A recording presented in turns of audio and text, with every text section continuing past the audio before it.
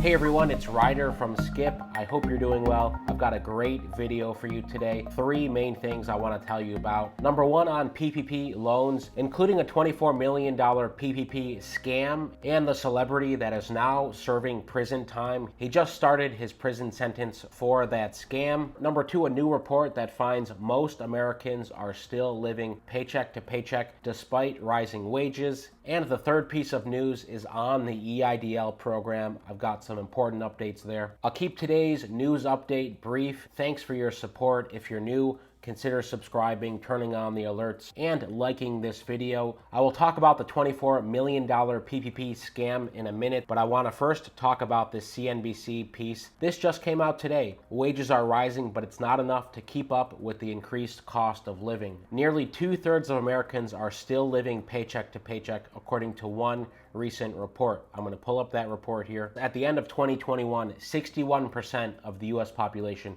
was living paycheck to paycheck, down slightly from a high of 65% in 2020 at the height of the pandemic. This is from a Lending Club report. Even among those earning six figures, 42% said they were living paycheck to paycheck. This is a survey of more than 3,000 adults. Now, this is a 9-page report laid out very nicely by Lending Club, and especially I want to pull up how this differs by generation. So consumers who live paycheck to paycheck from all generations. So this is quite interesting here. Baby boomers, we can see the difference. In May 2021, 40% lived paycheck to paycheck. At the end of the year in December, probably a lot of people spending too much money for the holidays, it went up to 54%. Same with Gen X, from 56% to nearly 60%. The largest group living paycheck to paycheck are bridge millennials. This is folks between 32 and 41. 70% of them live paycheck to paycheck. Millennials is 69%, so just below that, and Gen Z 65%. Another big takeaway is the ability to pay emergency expenses. Paying $400 for emergency expense is a challenge for close to half of consumers who live paycheck to paycheck. So if the paycheck to paycheck number is about 62%, half of that is 31%. So we could say 31% of adults would have trouble paying a $400 emergency expense. Now, to the extent you want to share in the comments, would love to hear if this resonates with you. One of the last main points here is about savings. Saving levels is the key differentiator between those who live paycheck to paycheck and those don't. That's pretty obvious. And the amount of savings where people feel comfortable or do not live paycheck to paycheck differs by generation. So a couple of data points here. Millennials,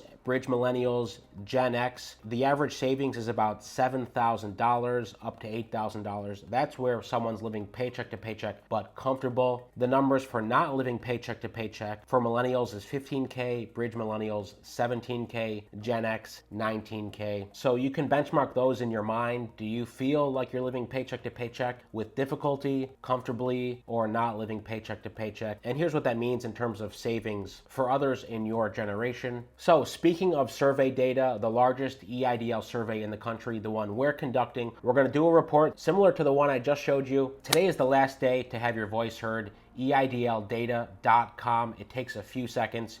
Did you apply for an EIDL loan? What did you use it for? Or are you still waiting for more EIDL funding? And one of the most important questions, did the EIDL program have a positive impact on your business? So I'm sure if you're watching, you have an opinion about this, or you have an opinion if you could use more funding.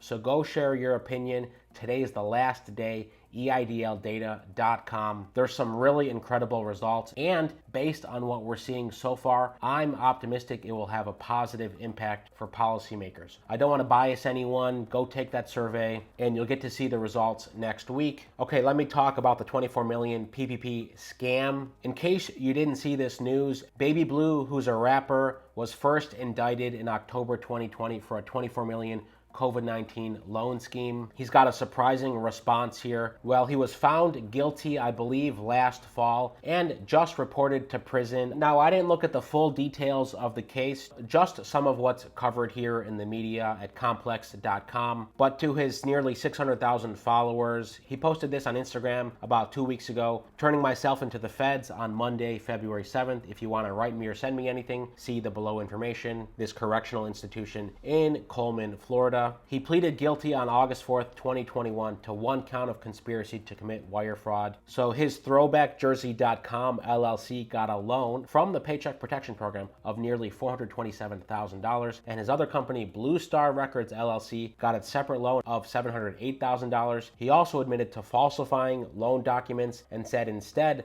blew the money at the Seminole Hard Rock Hotel and Casino. He used the cash to purchase numerous luxury goods, including a Ferrari, which was seized by the authorities after his arrest. The 47-year-old rapper will go to prison for 20 months. He admitted paying over $250,000 in kickbacks to James Stote and Phillips Augustine, who spearheaded the scam, so we had some co-conspirators here. Those two pleaded guilty as well, and each face up to 20 years in prison for illicitly seeking to obtain $35 million. Here's what he said on his Instagram as well. "We all make mistakes. I admit I made a mistake. I've learned from it the hard way and won't make it again. My mistakes don't define me as a man, and I will come out of this more than I was before, with more integrity, more character, more knowledge of myself, more wiser, more stronger." You know, there's been several high-profile PPP and EIDL scams, frauds, arrests. I think this is one of the most high-profile ones involving someone with some celebrity or recognition. By the way, another headline I saw today, a Florida woman allegedly used a PPP loan to hire a hitman. She used $10K of her $15K PPP loan to hire a hitman. There was a death in this case, and the alleged hitman has been arrested. Well, to wrap today's news on PPP, most PPP loans have been forgiven. However, there's still $28 billion out there in unforgiven PPP loans. Some owners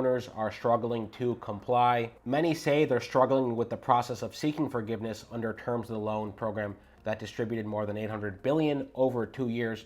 We've got a few posts up on our blog if you're struggling with forgiveness. And as always, if you want funding help with this, the forgiveness process, EIDL help, other funding help, if you're one of the 62% living paycheck to paycheck, you're thinking about how you can put yourself in a stronger position, feel free to book a time to talk with us. Use the link right below. We have a few spots left tomorrow, or go to helloskip.com/join. We'd love to help you. We've helped tens of thousands of businesses get over $1 billion collectively in funding. That's it for today. Thanks for watching till the end and supporting us. Most importantly, stay well, stay healthy, and I'll see you tomorrow.